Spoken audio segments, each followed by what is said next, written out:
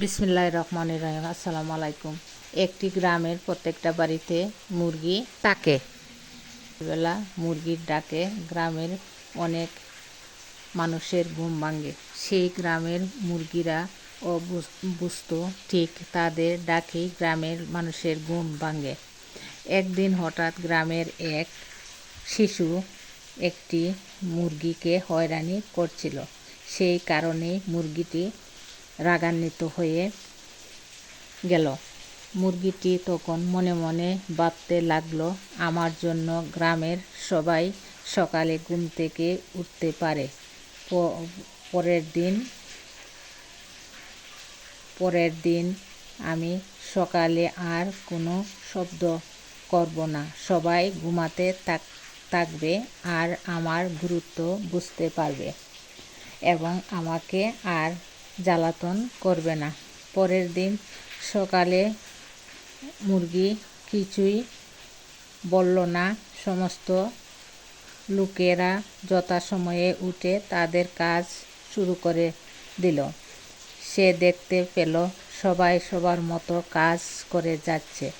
তার জন্য কারো কাজ থেমে থাকেনি এবং থাকবেও না। এই ছোট্ট গল্পটির নৈতিক শিক্ষা হচ্ছে, গর্ব করবেন না। আপনার গুরুত্ব লোকদের না জানিয়ে আপনি আপনাকে ফুটিয়ে তুলুন মানুষের প্রয়োজনীয় হিসাবে। অবশ্যই একদিন না একদিন ভালো কাজের মূল্য ঠিকই পাবেন। আবারও বলি, কখনো খুব অহংকারী হবেন না। আপনার মহৎ কাজ বিশ্বের কাছে আপনার গুরুত্ব বলে দিবে। আজ না বললেও একদিন না একদিন ঠিকই বলবে। প্রিয় ভাই বোনেরা, আমরা আমাদের নিজেদের গুরুত্ব অন্যকে বোঝাতে যাব না। আমার দ্বারা যদি কোনো লোকের উপকার হয়ে থাকে তাহলে অবশ্যই সেই লোকটি একদিন না একদিন বলবে যে আমার দ্বারা তার উপকার হয়েছে। আজ আমি রুই মাছ দিয়ে লাউ রান্না করলাম।